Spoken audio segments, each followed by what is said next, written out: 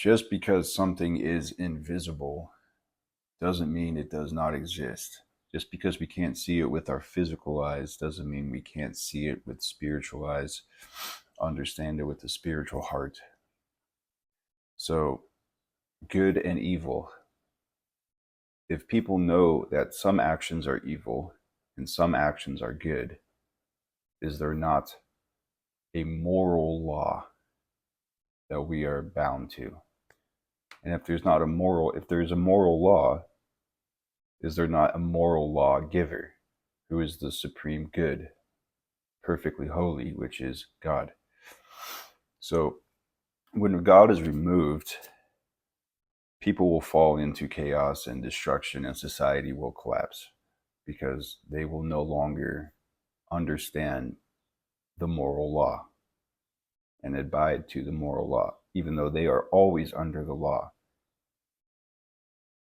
Right? We're going into Proverbs.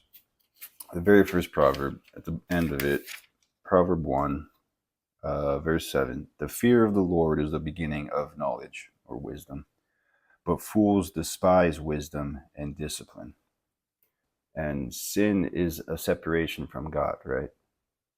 So when society turns away from that, society will collapse. It will fall into chaos and destruction, and absolutely, it will go backwards.